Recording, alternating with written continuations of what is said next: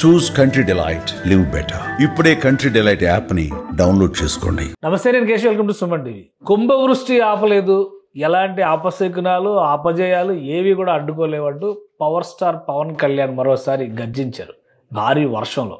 OG సినిమా pre release event హైలైట్స్లో ఇలాంటి మచ్చు తునకలు చాలా ఉన్నాయి. ఫైనల్గా ఈ ఓజీ ప్రీ రిలీజ్ ఎలాంటి మెసేజ్ ఇచ్చింది, దానికి తగ్గట్టుగా ట్రైలర్ కొద్దిసేపటి క్రితంగా రిలీజ్ అయింది, అది ఎలాంటి బజ్ క్రియేట్ చేస్తుంది, దీన్ని విశ్లేషించే ప్రయత్నం చేద్దాం. మనతో పాటు సీనియర్ జర్నలిస్ట్ అలాగే ఫిలిం క్రిటిక్ ప్రభు గారు నమస్తే. నమస్తే. ఓజీ ఓజీ ఓజీ ఎక్కడికి వెళ్ళినా అదే మ్యానియా నడిచింది. ఫైనల్గా ప్రీ రిలీజ్ ఈవెంట్ జోరు వర్షంలో ట్రైలర్ రిలీజ్ అయిపోయింది.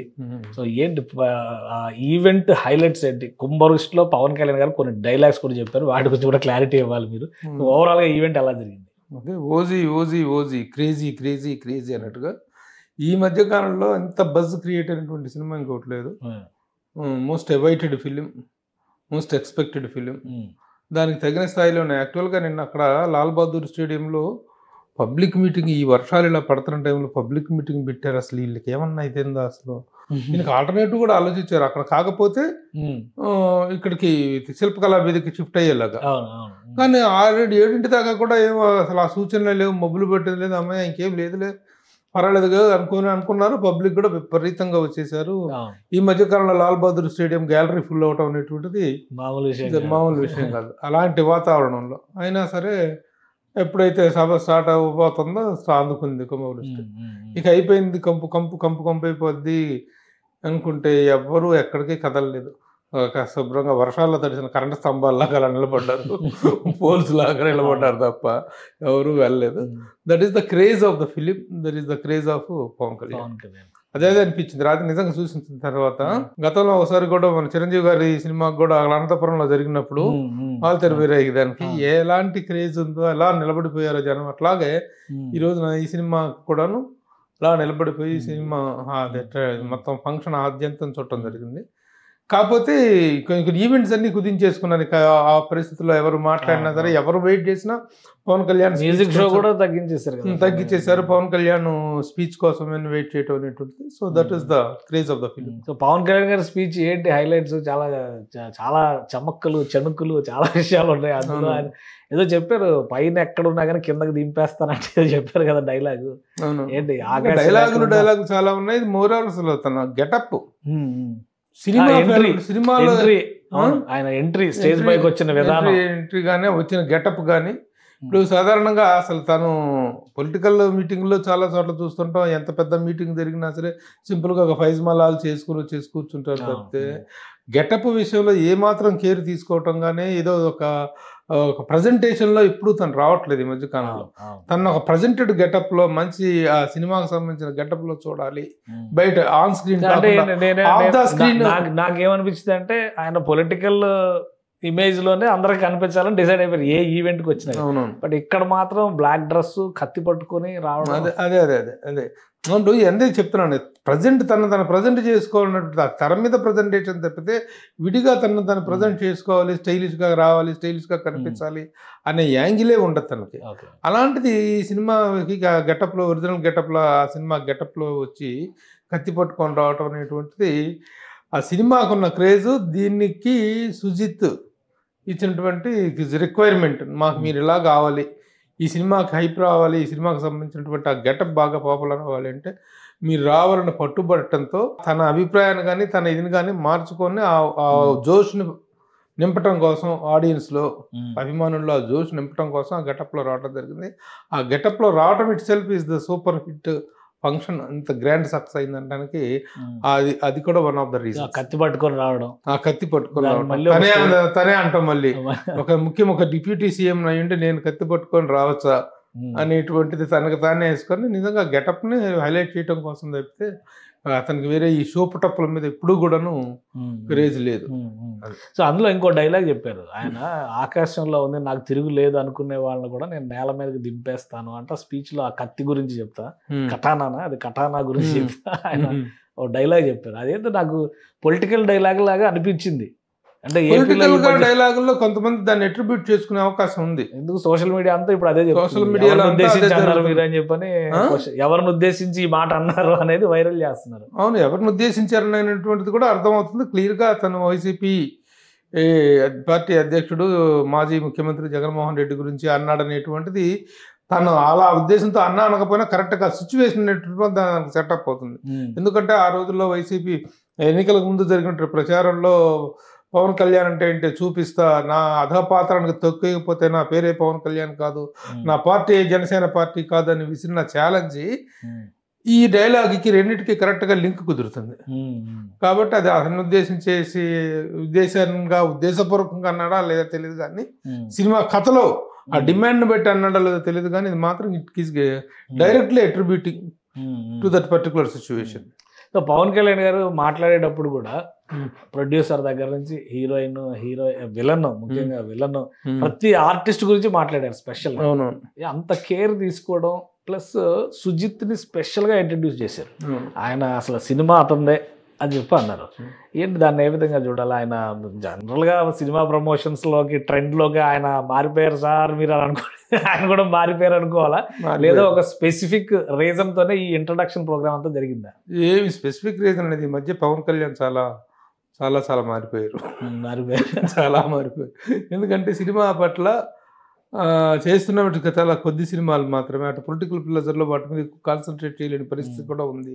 అలాంటప్పుడు కనీసం సినిమా ప్రమోషన్స్ విషయంలోనైనా మనం మాట్లాడాలి.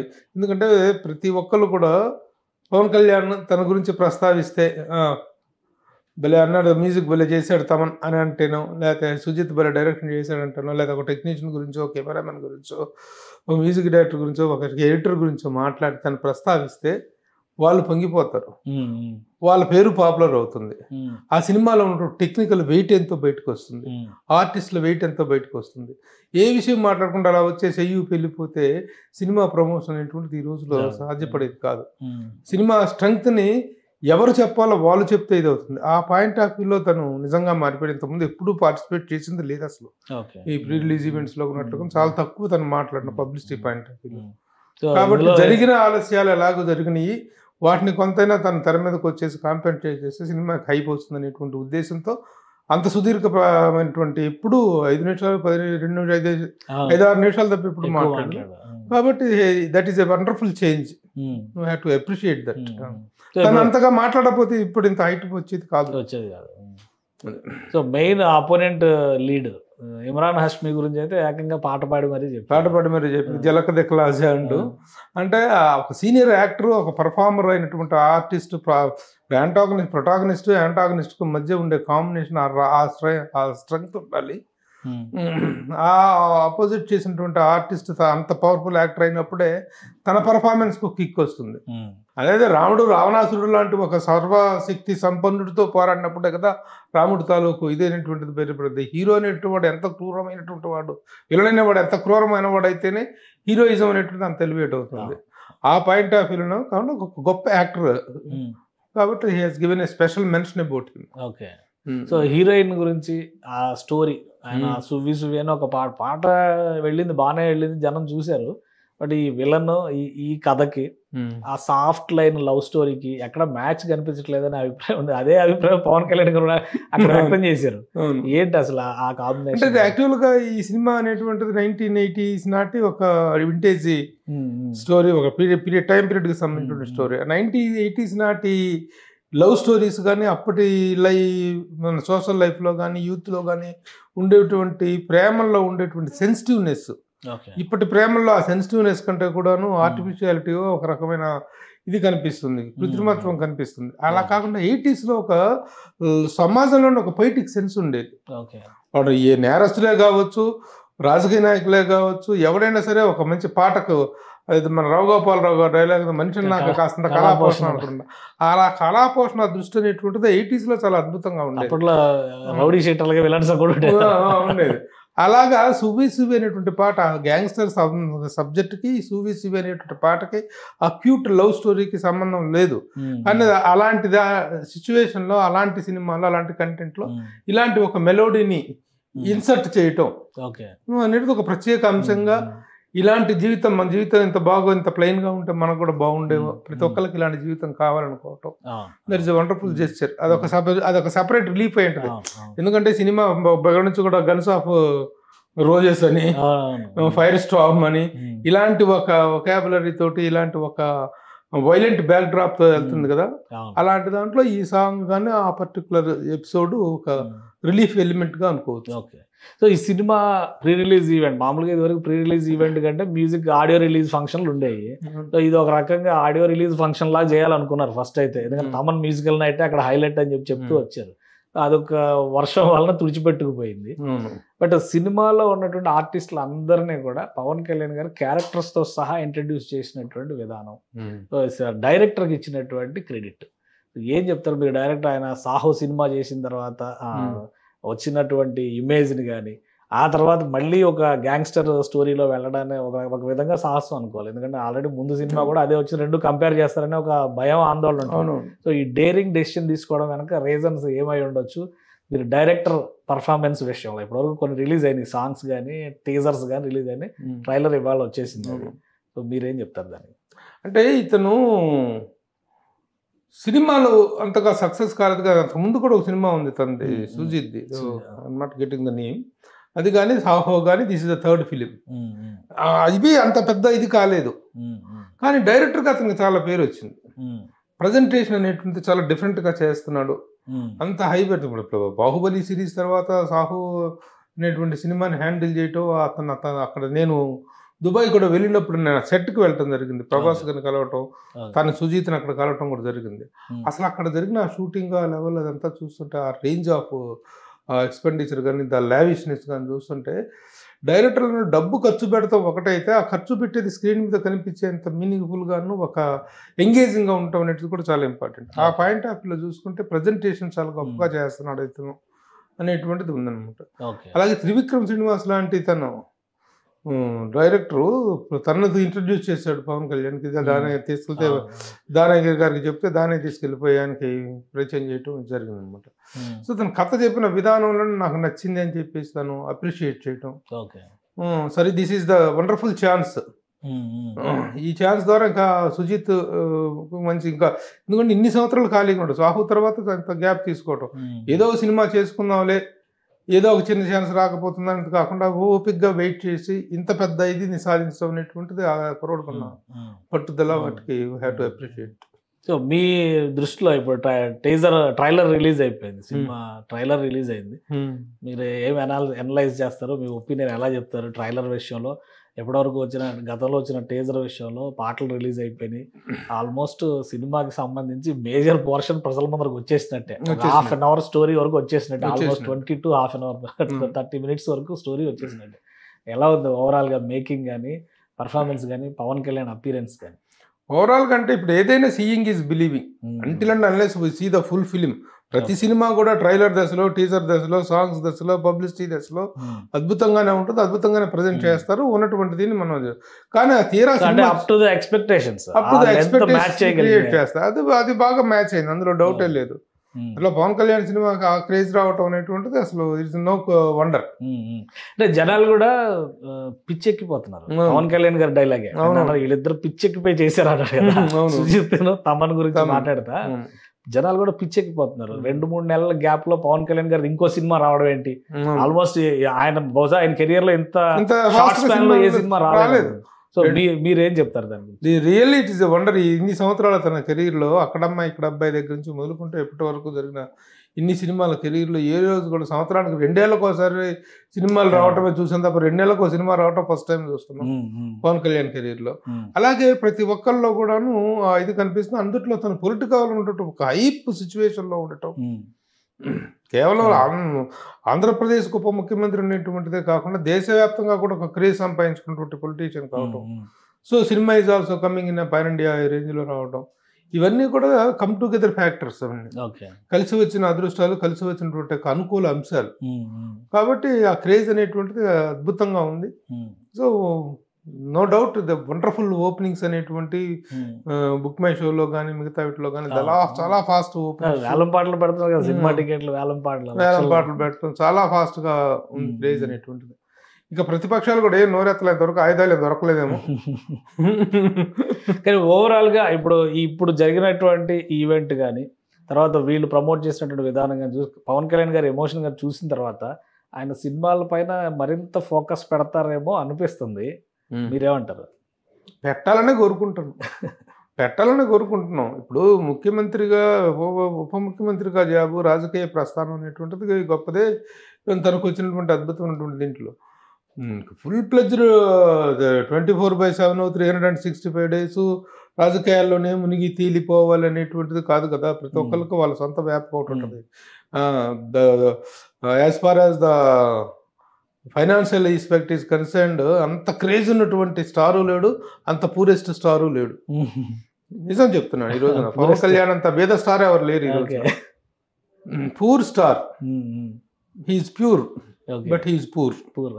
తనకున్నటువంటి ఇన్ని సంవత్సరాల సంపాదనలో, ఇన్ని కోట్ల క్రేజ్లో ఎన్ని కోట్లైనా వెనకేసుకోగలిగిన వాడి యొక్క బ్యాలెన్స్ షీట్ ఈరోజు చూసుకుంటే సినిమాల్లో సంపాదించుకెళ్ళిపోయి కార్యకర్తలకు టీ కాఫీలు ఇచ్చినటువంటి పవన్ కళ్యాణ్ సినిమాలు వదిలేసిపోతే ఎక్కడి నుంచి సంపాదిస్తారు? రాజకీయాలు అవినీతి చేసి సంపాదించాలా? అది చేసేటువంటి వాడైనా, అది చేయడానికి దిగజారే వ్యక్తి అయినా కాదు కదా. అది సినిమా అనేటువంటిది చేసుకుంటేనే తను పొట్టపోసుకోగలడు, తన ఫ్యామిలీని పోషించుకోగలడు. విమర్శలు వస్తున్నాయి కదా. ఇప్పుడు మన ఆయన ఏదో షూటింగ్ లో ఉన్నారు, ఏపీలో ఇన్సిడెంట్ జరగానే ఎక్కడ ఏడిసారు పనికిమాలని చేస్తూనే ఉంటారండి. ఎవరి పని వాళ్ళు చేసుకుంటున్నారు తప్ప నీ ప్రధానమైన వృత్తిగతను అన్యాయం చేస్తే, తనకు బాధ్యత లేకుండా ప్రవర్తిస్తే మాట్లాడుకోవాలి. కానీ పనికిమాలిన డిస్కషన్స్, పనికిమాలిన వాదనలు ఎన్ని చేస్తే ఏంటి? ఎవరి వృత్తి వాళ్ళని చేసుకోకుండా చేసుకోమని ఇస్తున్నారు. నేను అదే మొదటి నుంచి అదే వాదిస్తున్నా. ఏ రాజకీయ నాయకుడికి వ్యాపారాలు లేవు, ఫ్యాక్టరీలు లేవు, ఇవి లేవు, పారిశ్రామికవేత్తలు ఎంతమంది లేరు వీళ్ళలో. వాళ్ళందరూ అన్ని వదిలేసి వచ్చి రాజకీయాలు చేస్తున్నారా? రాజకీయాలకు ఒక టైం కేటాయించుకుంటారు. ఆఫ్టర్ ఆల్ మన జీవితంలోనే మనకు ఒక బైఫికేషన్ ఆఫ్ టైమింగ్ ఉంటుంది, షెడ్యూల్ ఉంటుంది. ఒక్కొక్కరు ఒక్కొక్క ఇది చేస్తున్నారు కదా. మనకు రేట్ కళ్ళ ముందు ఎంతమంది మహానుభావులు ఎన్నెన్ని పనులు చేసుకోలేదు. సో అంటే ఇప్పుడు ఏపీలో కూడా ప్రీ రిలీజ్ ఈవెంట్ ఉంటుంది అన్నారు. మరి దాని గురించి ఏమి అనౌన్స్మెంట్ రాలేదు ఏమన్నా? ఇక అవకాశం ఉండే ఛాన్స్ లేదు. ఎందుకంటే వాళ్ళు ఆల్రెడీ 22వ తారీఖు 23, 24, 25 సినిమా రిలీజ్ అనుకున్నారు కానీ కుదరలేదు. ఇక దీన్నే ఇంత భారీ స్థాయిలో చేసుకోవడం జరిగింది. ఏపీలో ఏదైనా ఇదైన తర్వాత సక్సెస్ మీట్ లాంటిది ఏమైనా కండక్ట్ చేసే అవకాశం ఉందని తెలుస్తుంది. దీని తర్వాత ఒక ఆఫ్టర్ రిలీజ్ దీంట్లో వైజాగ్ కానీ విజయవాడ కానీ చూస్తున్నారు. బహుశా అటు కూడా వర్షాలు ఎక్కువ పడుతున్నాయి. వర్షాల వల్ల అక్కడ ఏంటంటే పబ్లిక్ ఫంక్షన్ చేయగలగాలి.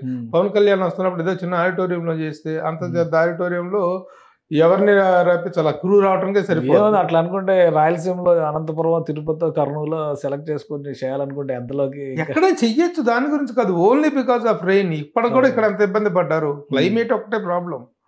అన్ని చోట్ల చేయడానికి అవకాశం ఉంది. సో సక్సెస్ మీటింగ్ ప్రిపేర్ అవ్వాలి. Success meeting let us get prepared అనేటువంటిదే ముఖ్యమైన.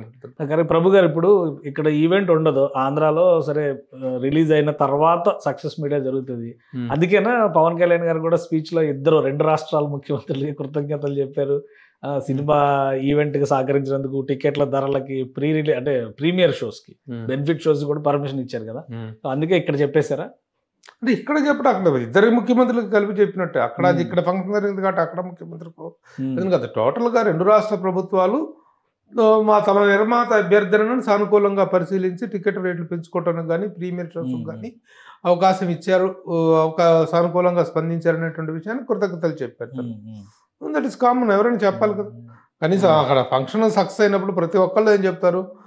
ప్రభుత్వానికి, స్థానిక పోలీసులకి, అక్కడ సిబ్బందికి, ఇవాళ లాల్ బహదూర్ స్టేడియం స్టాఫ్ కూడా ఆయన కృతజ్ఞతలు చెప్పడం జరిగింది. It is formality. సో టికెట్ల రేట్ల పైన విమర్శలు అయితే ఆగడం లేదు. అంతకు ముందర ఇచ్చినటువంటి పర్మిషన్స్ దృష్టిలో పెట్టుకొని ఇప్పుడు అధికారం మీ చేతిలో ఉంది కాబట్టి మీకు తోచినంతగా పెంచుకుంటున్నారు అని విమర్శలు అయితే విపక్షాలు చేస్తున్నాయి. వైసీపీ నాయకులే స్ట్రైట్ గా పవన్ కళ్యాణ్ గారి బెనిఫిట్ షోకి 1000 రూపాయలు టికెట్ పెట్టడం పైన విమర్శలు గట్టిగానే వస్తున్నాయి. సో ఏమంటారు మీరు దాని గురించి? ఆ టికెట్ రేటు 1000 రూపాయలు కావాలని అడిగేది ఎవరు? పెంచుకోవడానికి అవకాశం ఇచ్చేది ఎవరు? అడిగేది నిర్మాత దానయ్య, ఇచ్చేది ప్రభుత్వం. ఈయన కాబట్టి ఈయన ఇన్ఫ్లుయెన్స్ ఉంది, పరోక్షమైనటువంటి ప్రభావం కీలక భాగస్వామి అనుకోవడం ఉంది అని అనేటువంటి విమర్శ మనం ఎన్ని అడ్డుకట్టలు వేసినా ఆగదు అది. అని 1000 రూపాయల టికెట్ పెంచుకోవటం అనేటువంటిది కామన్. ఈ గతంలో ఎప్పుడు జరగలేదంట కదా వైసీపీ వాళ్ళు అంటారు, మరి ఎప్పుడు అంత అమౌంట్ లేదు, 800 వరకే ఇచ్చారు. 800, 900 అప్ టు 1000, ఇంకా ఇంకో 1000 వరకు ఉండొచ్చు. ఇంకా అంత మించి జరిగితే ఒక ప్రత్యేకమైన ఫేవర్ జరిగిందేమో అనుకోవచ్చు. విత్ ఇన్ ద లిమిటేషన్సే కదా. విత్ అంటే బాటా రేట్ లాగా వాళ్ళు 799 చేశారు, మీరు ఇట్లా 899 చేయండి అనేటువంటి వ్యవసారాల వ్యవహారం కాదు కదా. ఒక ఇంత క్రేజ్ ఉన్న సినిమాకి 1000 రూపాయలు అనేటువంటిది మినిమంగా పెట్టారు. సినిమా సక్సెస్ని బట్టి, మా సినిమాకి వచ్చినటువంటి టాక్ని బట్టి వెళ్ళే వాళ్ళు వెళ్తే 2 వారాలు అడిగారు వాళ్ళు. 2 వారాలు కాదు 10 days అని ఇచ్చారు వీళ్ళు. కేవలం 10 రోజుల మాత్రం ఇచ్చారు. 10 రోజుల్లో కూడా సినిమా క్రేజ్ బాగుంటే చూస్తారు, లేదనుకుని లేదు. కానీ చాలా చోట్ల అభిమానులు వేలం వేస్తున్నారు టికెట్లు, 5 లక్షలకి అమ్ముడు పోయినాయి, 2 లక్షలకి అమ్ముడు పోయినా, వీటిపైన కూడా విమర్శలు వస్తున్నాయి. అసలు ఏంటి, ఎవరు వేస్తారో ఈ టికెట్లు? ఎవరైనా కొంతమంది క్రేజీ పీపుల్ తప్ప it is not a regular practice కదా. వేలం అధికారికంగా సినిమా టీంకి కానీ వాళ్ళకి ఎవరికో టికెట్ బుక్ మై షోలోనో దేంట్లోనే అడ్వాన్స్ బుక్ చేసుకున్న వాళ్ళు, వాడు ఫ్రెండ్కి ఒకటి వేలం వేసుకున్నాడు, అవతల క్రేజీగా అభిమాని పాడుకున్నాడు, బాలాపూర్ లడ్డూని పాడుకున్నట్టు అంతే. అది క్రేజీ. ఆ పాడుకున్న డబ్బులు కూడా జనసేన పార్టీకి విరాళంగా ఇస్తారంట, అది కూడా అనౌన్స్ చేశారు. అదన్నీ కంప్లీట్ ప్రైవేట్ వ్యవహారం. గవర్నమెంట్స్ కానీ యూనిట్ కానీ ఎవరికి సంబంధం ఉన్నట్టు వ్యవహారం కాదు. ఎవరు టికెట్ దొరికితే వాడు వేలం వేసుకుంటున్నాడు, మీకు కూడా దొరికితే మీరు చక్కగా వేలం వేయండి, మంచి రేటు పలుకుతుంది OG ticket. Right, thank you Prabhu గారు విశ్లేషణ అందించినందుకు. ఇది ఓజీ సినిమాకి సంబంధించి ఫీవర్ స్టార్ట్ అయిపోయింది. అయితే ఆంధ్రప్రదేశ్లో ప్రీ రిలీజ్ ఈవెంట్కి సంబంధించి క్లారిటీ ఇంకా లేదు, కాబట్టి సక్సెస్ మీట్కి ప్రిపేర్ అవ్వాల్సిందే అని చెప్పని ప్రభు గారు చెప్తున్నారు. ఇక ఓవరాల్గా హైదరాబాద్లో జరిగిన ఈవెంట్ ఒక హైప్ క్రియేట్ చేసింది. జాతీయ స్థాయిలోనే కాదు, అంతర్జాతీయ స్థాయిలో ఈ సినిమాకి పెద్ద ఫాలోయింగ్ ఏర్పడిందని చెప్పని ప్రభు గారు అంటున్నారు. ఇక రాజకీయంగా చేస్తున్న విమర్శలు పట్టించుకోవద్దు, సినిమాని సినిమాగానే చూడాలి. పవన్ కళ్యాణ్ ఇక నుంచి ఫుల్ టైమ్ స్టార్గా ఉంటే కనుక సినిమాలు మరిన్ని రావడానికి అవకాశం ఉంటుంది. చాలా తక్కువ స్పాన్లో ఆయన 2వ సినిమా రిలీజ్ చేస్తున్నారు. టోటల్ కెరీర్లోనే ఇది ఒక అద్భుతమైన సందర్భంగా విశ్లేషించవచ్చని ప్రభు గారు చెప్తున్నారు. ఇది special discussion. Keep watching. Suman టీవీలో మీ పర్సనల్ అండ్ బిజినెస్ ప్రమోషన్స్ కోసం కింది నెంబర్కి కాంటాక్ట్ చేయండి.